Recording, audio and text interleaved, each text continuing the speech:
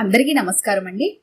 ఈరోజు మనం ఏ పుష్పాంజలి గారు రచించిన పునరావృతం అనే ఓ చక్కటి కథను విందాం. ఇక కథలోకి వెళ్దాం. టీ తీసుకోండి అత్తయ్య. టీ అందిస్తున్న కోడల్ని ప్రేమగా చూస్తూ టీ తీసుకుంది సుభద్ర. కాని ఆ చిరునవ్వుని తీరుబాటుగా రిసీవ్ చేసుకున్న స్థితిలో లేదు సుష్మా. ఒకటే హడావిడి. అవతల కిచెన్లో మున్నీకి ఏమేం పనులు చేయాలో చెప్పాలి, భర్తకేం కావాలో చూడాలి. ఆ తర్వాత తయారై తన స్వయంగా నడుపుతున్న కంప్యూటర్ సెంటర్కి వెళ్ళాలి. సుభద్ర ఏకైక పుత్రుడు చక్రపాణి సిటీ అవుట్స్కట్స్ లో ఉన్న టిన్స్ ఫ్యాక్టరీకి మేనేజింగ్ డైరెక్టర్. నెమ్మదిగా టీ సిప్ చేస్తోంది సుభద్ర. కిచెన్లో సుష్మా మున్నితో హిందీలో మాట్లాడుతూ ఏదేదో చెబుతోంది. చిన్నప్పటి నుంచి హైదరాబాద్లో పెరగడం వల్ల కాబోలు సుష్మా ఫ్లూయెంట్ గా హిందీలో మాట్లాడగలదు. అయినా ఈ రోజుల్లో హిందీ రానిదెవరికిలే. చిన్నప్పటి నుంచి బుచ్చిరెడ్డిపాలెంలో ఉన్న తనకే హిందీ మాట్లాడలేకపోయినా బాగా అర్థం చేసుకోగలదు. నెల్లూరు వద్ద బుచ్చిరెడ్డిపాలెంలో హైస్కూల్ హెడ్ మిస్ట్రెస్ గా రిటైర్ అయిన తను కొన్నాళ్ల పాటు కొడుకు దగ్గరుందామని హైదరాబాద్ వచ్చింది. బుచ్చిరెడ్డిపాలెంలో తనకు సొంత ఇల్లు, ఆస్తిపాస్తులు ఉన్నాయి. అత్తయ్య, మీరేం బ్రేక్ఫాస్ట్ తింటారు అంటూ వచ్చింది సుష్మా. పెసరట్లు పోస్తాలేమా, చక్రీకిష్టమని ఉదయమే లేచి పెసరపప్పు నానబోశాను అంది సుభద్ర. చక్రి పెసరట్లా అంటూ ఆశ్చర్యంగా నవ్వింది సుష్మా. నా పెళ్ళయ్యాక ఒక్కసారి కూడా తన పెసరట్టు తినగా చూడలేదు. చక్రి తొందరగా వెళ్లాలంటూ స్నానం చేసేస్తున్నాడు. ఇద్దరికి శాండ్విచెస్ చేసి డైనింగ్ టేబుల్ మీద పెట్టాను అంది సుష్మా. కొడుక్కి పెసరట్టు పెట్టాలనుకున్న సుభద్ర ఉత్సాహం నీళ్లు పోసినట్లుగా చల్లబడిపోయింది. అది గమనించిందేమో సుష్మా. పోనీలేండి అత్తయ్య, మీరు హాయిగా పెసరట్టు చేసుకుని వేడిగా తినండి, మీకు తోడు మున్ని ఉంటుంది అంటూ సమాధానం కోసం ఎదురు చూడకుండా వెళ్లిపోయింది. పెసరట్టు పోసుకుని తనొక్కతే తినడానిక ఇంత శ్రమపడింది? నవ్వొచ్చింది సుభద్రకి. ఆయన పోయాక, చక్రి పెద్ద చదువులంటూ ఊరొదిలి వెళ్లిపోయాక తను కేవలం బ్రతకడానికోసమే తింటోంది.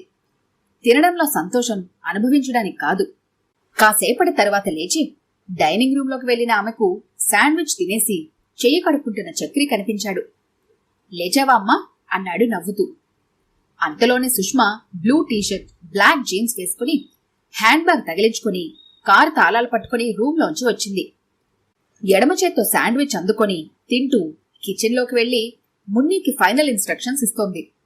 అత్తయ్య, నేను చక్రిని డ్రాప్ చేసి అటే ఆఫీస్కి వెళ్తాను. మీరు బ్రేక్ఫాస్ట్, లంచ్ అన్నీ కానిచ్చేయండి. కాసేపట్లో మున్ని పెసరట్టు చేస్తుంది అంది. నా ఒక్కదానికోసం పెసరట్లెందుకమ్మా అంది ఆమె. అదేంటలా అంటారు? పెసరపప్పు వేస్ట్ అయిపోతుంది, తినండి అంది సుష్మా.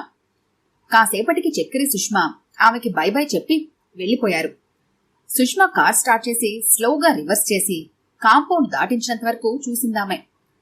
బుచ్చిరెడ్డిపాలెంలో తమది లంకంత ఇల్లు. అంత ఇంట్లో మసిలిన తనకు ఈ అపార్ట్మెంట్స్ ఇరుకుగా అనిపిస్తాయి. చక్రి పెసరట్టు తినకపోవడం ఆమెకు బాధ కలిగిస్తోంది. పైగా సుష్మా అతను పెసరట్టు తినగా తాను చూడలేదనడం కోపం కూడా తెప్పించింది. పెసరట్టు, అల్లం పచ్చడి ఎంతో ఇష్టంగా తింటాడు వాడు. వాడి హాలిడేస్ లో ఇంటికొచ్చినప్పుడు తను 2-3 సార్లు తప్పక చేసి పెడుతూ ఉండేది. పెళ్లైన ఓ సంవత్సరానికే పెసరట్టు మర్చిపోయాడా? స్నానం, పూజ ముగించుకొచ్చిన సుభద్రమ్మకి వేడివేడి పెసరట్టు, దానిమీద సన్నగా తరిగిపోసిన ఉల్లిపాయలు, అల్లం చట్నీ తెచ్చిపెట్టింది మున్ని. దానికి ఓ 25 ఏళ్లుంటాయి. ఖాయే మాజీ, ఖాయే అంది కింద కూర్చుంటూ. తినాలనిపించలేదు ఆమెకు. అయినా తినక తప్పలేదు. ఆ పెసరట్టు గొంతు దిగలేదు. శివుని హాలాహలం గలంలో నిలిచినట్టుంది. తాను రిటైర్ అయినాక వాళ్ళు వీళ్ళు అందరూ కొడుకు కోడలు హైదరాబాద్లో ఉంటే వెళ్లి కాళ్ళ మీద కాలేసి కూర్చోక ఇక్కడెందుకమ్మా ఉంటున్నావు? శేష జీవితాన్ని వాళ్లతో హాయిగా గడపచ్చు కదా, నీకెందుకిక్కడ ఇబ్బందులు అనడం ప్రారంభించారు. ఆ మాటకొస్తే తన బుచ్చిరెడ్డిపాలెంలో ఏ ఇబ్బంది పట్టంలేదు.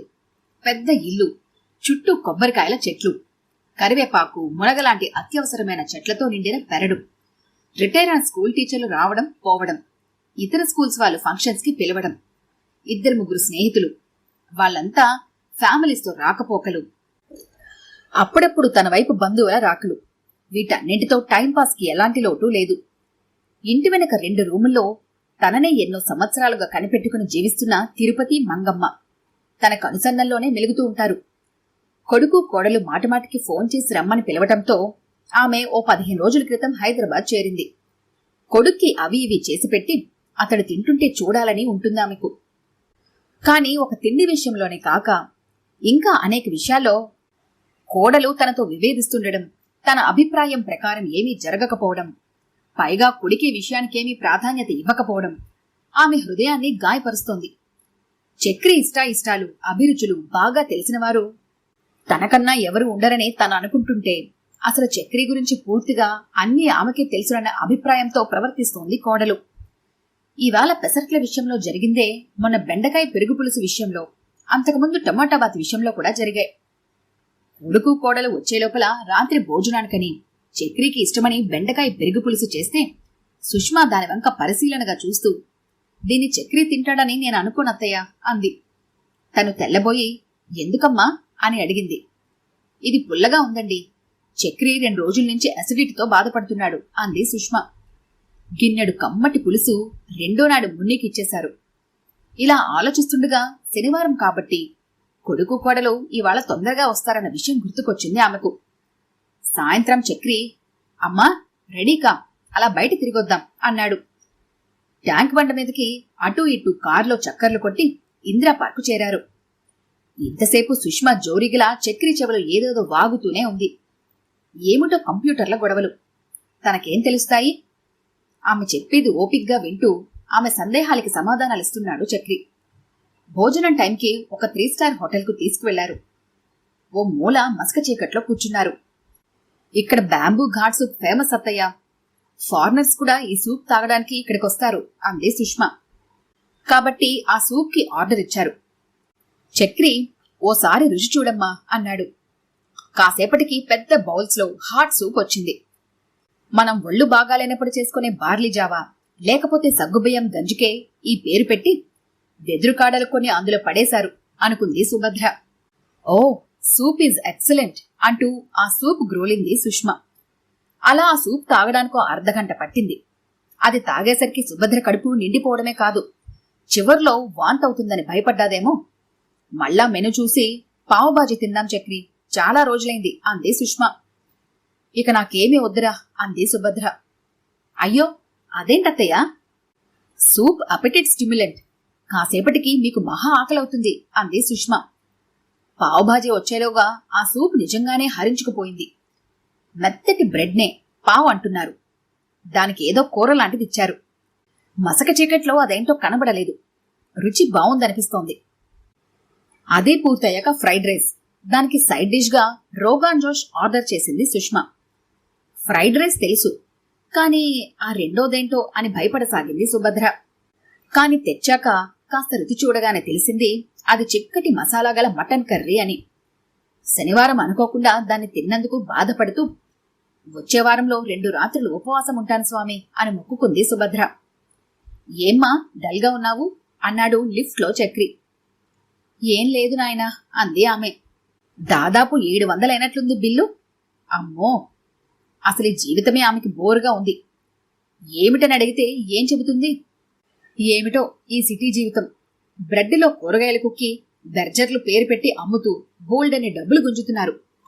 ప్రతిరోజు సుష్మా రుచి పచిలేని వంటలు చేయడం, వాటికి గొప్ప గొప్ప పేర్లు పెట్టడం, వాటిని ఈ చక్రిగాడు బాగుంది బాగుంది అంటూ తినడం. తినకపోతే ఏమో ఏమిటో అని తను తినడం జరుగుతుంది. చిన్నప్పటి నుంచి కూరగాయలు తేవడం, ఇంటి పనులు చేయడం అలవాటులేని చక్రి ఇప్పుడు కూరగాయలు తేవడం, వాటిని ఫ్రిడ్జ్లో సర్దడమే కాక వాషింగ్ మిషన్లో బట్టలు కూడా వేస్తుంటాడు, టీలు కాఫీలు పెడుతుంటాడు. ఇవన్నీ చక్రి చేయడం ఆమెకి బాధ కలిగిస్తూ ఉంటుంది కూడా. హైదరాబాద్కు చెందిన చాలా గొప్ప కుటుంబం నుంచి కోడలు వస్తోందంటే తెగ మురిసిపోయిందే తప్ప ఆ పాష్నెస్ వెనక లొసుగులుంటాయని గ్రహించలేదు. లొసుగులంటే వాటిని నిజంగా లొసుగులు అనడానికి వీల్లేదు. మరి అవన్నీ సుష్మా సహజ లక్షణాలు. ఏ మాట కామైతే చెప్పుకోవాలి గాని సుష్మా తనని ఏ పని ముట్టుకొనివ్వదు. దాంతో తన పనులు పనికిరాని పనులేనేమోనన్న అభిప్రాయం తనకు కలుగుతూ ఉంటుంది. సుష్మంటే తనకి జలసీ కాని అయిష్టం కాని అసలే లేదు. వాళ్ళిద్దరూ సంతోషంగా తిరుగుతుంటే తనకెంతో ఆనందంగా ఉంటుంది. కాని చక్రి ఇష్టాయిష్టాలు తనకన్నా ఆమెకే బాగా ఎక్కువగా తెలుసునన్న అభిప్రాయం మాటిమాటికి ఆమె వ్యక్తపరచడమే తనకు బాధ కలిగిస్తోంది. ఆ మాటకొస్తే పెళ్ళయ్యాక భర్త పూర్తిగా తన కబ్జాలో ఉన్నాడని నిరూపించుకొని ఆ విధంగానే భ్రమపడడం ప్రతి భార్యకి ఇష్టమే కదా. హఠాత్తుగా ఆమెకి తన పెళ్లినాటి తొలి రోజులు, ఆ పరిస్థితులు, సంఘటనలు, ఇంకా జీవించి ఉన్న తన అత్తమామలు అన్నీ గుర్తుకు రాసాగాయి. తన భర్త విశ్వనాథరెడ్డి తల్లిదండ్రులకొకడే సంతానం. వాళ్లది బుచ్చి దగ్గరలో ఓ పల్లెటూరు. 16 అణాల రైతు కుటుంబం వాళ్లది. విశ్వనాథాన్ని బిఎస్సి, బిఎడ్ చదివించి స్కూల్ టీచర్ని చేశారు. ఆ రోజుల్లో ఆ చదువు ఎంతో గొప్ప చదువు. అతడితో పాటు ఫ్రెష్గా జాబ్లో చేరిన తనని విశ్వనాథం చూసి ఇష్టపడి తన తల్లిదండ్రులతో సంప్రదింపులు జరిపి వివాహం చేసుకున్నాడు. తను టౌన్లో పుట్టి పెరిగింది. తండ్రి గవర్నమెంట్ ఉద్యోగి, తల్లి కూడా చదువుకున్న స్త్రీయే. అమ్మ ఇల్లంతా అద్దంలాగా నీట్గా పెట్టేది. అటువంటి కుటుంబం నుంచి రైతు కుటుంబంలోకి కోడలుగా వెళ్ళింది తను. మామగారిల్లు చాలా పెద్దది. అయితే ఏం లాభం? ఒకవైపు వడ్ల బస్తాలు, మరోవైపు తాళ్లు, వ్యవసాయం పనిముట్లు, బయట పశువులు, వాటికి కుడితి తొట్టెలు, వంటింట్లో కట్టెలిపోయి వీటన్నింటితో తనకి ఇల్లు అస్తవ్యస్తంగా తోచేది. తన పెళ్లైన కొత్తల్లో భర్త ఆవకాయ నంజుకుని చెద్దన్నం తినడం చూసి తను చాలా సిగ్గుపడ్డది. ఆ రోజుల్లో తన పుట్టింట్లో కిరసనాయిల్ స్టవ్ మీద వంటలు చేసేవాళ్లు. గ్యాస్ స్టవ్లంటే అప్పటికి తెలియదు. అత్తగారిని కిరోసిన్ స్టవ్ కొనమంటే ఆమె, ఎందుకమ్మాయి, మన దొడ్లవి బోలెడన్ని కట్టెలు మనకి ఊరికే వస్తుంటేనో అంది. మీ కోడలు అదేం స్టైలు అన్నారమ్మాయి అంతా. నువ్వు కాటుక పెట్టుకోవని, ఎక్కువ నగలు పెట్టుకోవని, మరిన్ని పూలు పెట్టుకోవని, ఆడంగులంతా ఏవేవో అన్నారమ్మాయి అని ఆవిడ చెబుతుంటే తనకి చికాకు కలిగేది. అక్కడున్న 4 రోజులు ముళ్ల మీదున్నట్టు ఉండేదామెకి. టౌన్లో తనదైన కాపురంలో అన్ని తన ఇష్టప్రకారం అమర్చుకుంది. భర్తతో చద్దన్నం మానిపించి ఇడ్లీ, దోశ, ఉప్మా లాంటి టిఫిన్లు తినేటట్టు చేసింది. ఒకసారి అత్తగారు అతడి కోసం గడ్డ పెరుగు, ఆవకాయ చద్దన్నం పట్టుకొస్తే తను వారించి, ఇవి వారు మానేశారు అంది. అదేంటమ్మాయి, ఇవి విసుగాడికి చాలా ఇష్టమైనవైతేను అందామే తెల్లబోతూ. కాని వారిప్పుడు మానేశారత్తయ్య, చెద్దన్నం తింటే స్కూల్లో నిద్రస్తోందట అంది. అప్పుడు ఆవిడ ఎంత నొచ్చుకొని ఉంటుందో తనకిప్పుడు అర్థమవుతోంది. చక్రి పుట్టడంతో చాలా సమస్యలొచ్చాయి. తను బాలింత భత్యం చెయ్యాలని, పిల్లాడికి ఉగ్గు పట్టాలని చెప్పే అత్తగారి సలహాలు తను పాత చింతకాయ పచ్చళ్ళని కొట్టిపారేసేది. నామకరణం అప్పుడు తన మామగారికి నాన్నగారైన మాలకొండారెడ్డి పేరు పిల్లాడికి పెట్టాలని అత్తమామలు సూచించినప్పుడు తను ససేమిరా ఒప్పుకోలేదు. ఎందుకంటే ఆ రోజుల్లో అరకిపూడి కౌసల్యాదేవి నవలలతో ప్రభావితమైన తను కొడుకు పుడితే చక్రధరని నామకరణం చేయాలని చాలా ముందే నిశ్చయించుకుంది. వాణ్ణి చక్రి అని పిలుచుకోవాలని తనెన్నో కలలుగన్నది. మామగారు ముద్దుగా కొడుకుని మాలకొండ అని పిలిచేసరికి తను చాలా కోపంతో ఈసడించినట్టు మాట్లాడింది కూడా. అయినా అత్తగారు గాని మామగారు కాని తనని ఏనాడూ పల్లెత్తు మాట మాట్లాడలేదు. తనింట్లో వంటవార్పులు చేయడం, వస్తు సామగ్రి, బట్టలు కొనడం, అమర్చడం అన్నీ తన ఇష్టంగానే జరిగేవి. పాపం అత్తగారి మనసెంత ఉంచుకొనుంటుందో. ఆమె ఎంత సుగుణవతి, ఎంత నెమ్మదస్తురాలు. ఒక్కనాడైనా భర్తకు తన మీద చాడీలు చెప్పలేదామె. ఇంట్లో పెద్దలున్నప్పుడు వాళ్ళ పట్ల గురుత్వం లేకుండా ప్రవర్తించడం వారినెంతో బాధిస్తుంది. ఆ విషయం తనకు తెలియక కాదు, ఏదో ఉడుకుమొత్తనం. అత్తగారు తెలియని తనం పట్ల చులకన, హేళన తనలా ప్రవర్తించేటట్టు చేసేవి. తనెంతో ప్రేమించి తన భర్తకి జన్మనిచ్చిన మాతృమూర్తి ఆమె అన్న గ్రహింపు తనకి కలిగేదే కాదు. ఏ విధంగా సుష్మా తనకన్నా చాలా అడ్వాన్స్డ్ అని తను ఆమె ముందు నోరు విప్పలేకపోతుందో, అదేవిధంగా తన చదువుకున్నదని, అన్నీ తెలిసిందని తన అత్తగారు తన ముందు నోరు విప్పేది కాదు. పొలం పుట్ర అమ్మేసి కొడుకు దగ్గరుండాలనుకున్నా వాళ్ళు తన దగ్గరుండలేక ఆ ఆలోచన మానుకొని తమ ఊళ్ళోనే ఉండిపోయారు. వ్యవసాయం యథావిధిగా సాగుతూనే ఉండేది. వారి నిష్క్రమణ తర్వాత విశ్వ బాగా డల్ అయిపోయాడు. తల్లిదండ్రుల్ని తన సరిగా చూసుకోలేకపోయాడన్న ఫీలింగ్ అతనికుందేమోనని తనకిప్పుడు అనిపిస్తోంది. చాలామంది అత్తాకోడలకి అర్థం కాని విషయం.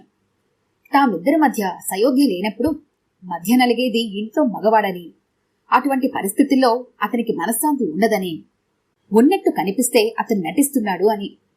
ఆనాడు నిష్క్రమించిన అత్తమామలు ఎప్పుడైనా చుట్టం చూపుగా రావడం తప్ప చాలా వరకు తనతో బాంధవ్యం తగ్గించేశారు.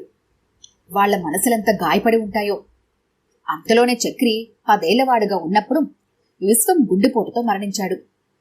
ఆ తర్వాత కూడా తను అత్తమామల్ని పట్టించుకోకుండా చక్రిని ప్రయోజకుడిగా తీర్చిదిద్దడానికే శ్రమించింది. పొలాలపై వచ్చే ఆదాయం సంవత్సరానికి 2 సార్లు తనకు చేరేది. తన లాంటి దానికి వాళ్ళు డబ్బెందుకివ్వాలి? చక్రి చదువుకు, ఇల్లు కట్టడానికి బోలెడంత డబ్బు ఖర్చయింది. చక్రి పెళ్లిలో కూడా వాళ్ళిద్దరూ అగంతకులుగానే మిగిలిపోయారు. పెత్తనమంతా తన వైపు వాళ్లదే సాగింది. తన అత్తమామలిద్దరూ పల్లెవాడలో పండుటాకుల్లా సజీవులై ఉన్నారు. తరతరాలుగా వాళ్ళనే ఆశ్రయించుకున్న పాలేరు కుటుంబం. వారు ఆ పల్లెలో సంపాదించుకున్న మంచితనం వారిని కాపాడుతున్నాయి. అయినా మనుషుల ఆదరాభిమానాలు కాదు కావాల్సింది. భగవంతుని దయవల్ల వాళ్ళు ఆరోగ్యంగా ఉన్నారు. గతంలో తన చేసిన పొరపాట్లన్నీ ఆమె కళ్ల ముందు కదలాడి పశ్చాత్తాపంతో, బాధతో ఆమె కళ్ళు చెమర్చాయి. ఈనాడు సుష్మకి తనకి మధ్య ఉన్న జనరేషన్ గ్యాప్, కల్చర్ గ్యాప్ ఆనాడు తనకు, తన అత్తమామలకు మధ్య ఉండేది. కాని ఎంత జనరేషన్ గ్యాప్ ఉన్నా మానవత్వపు విలువలను, మానవ సంబంధాలను విస్మరించడం చాలా తప్పు. అత్తమామల పట్ల గౌరవం అన్న త్రాచులో తనని, తన కోడలు సుష్మని ఉంచి చూస్తే తనకన్నా సుష్మ బరువే ఎక్కువగా ఉంది. నిజానికి సుష్మ ప్రవర్తనలో ఎటువంటి లోపమూ లేదు. గతం ఓ భూతద్దంలా మారి దాన్ని కేవలం మ్యాగ్నిఫై చేసి చూపుతూ తనలో అపోహలను, అపార్థాలను రెచ్చగొడుతోంది. ఇదంతా ఆలోచించాక ఆ మధ్యాహ్నం ఆమె ప్రశాంతంగా నిద్రపోయింది. సాయంత్రం చక్రి రాగానే, చక్రి, నాకు సాధ్యమైనంత త్వరగా నెల్లూరుకి రిజర్వేషన్ చేయించు. మీ నాన్నమ్మ తాతయ్యలను చూడాలని మనసు పీకుతోందిరా. ఎలా ఉన్నారో ఏమో పాపం అంది. గద్గద స్వరంతో అమ్మ చెప్పే మాట వింటూ ఆమెని విచిత్రంగా చూశాడు చక్రి. ఈ కథ కనుక మీకు నచ్చినట్లయితే లైక్ చేయండి, షేర్ చేయండి. మరిన్ని ఇంట్రెస్టింగ్ కథల కోసం మా ఛానల్ని తప్పకుండా సబ్స్క్రైబ్ చేసుకోండి.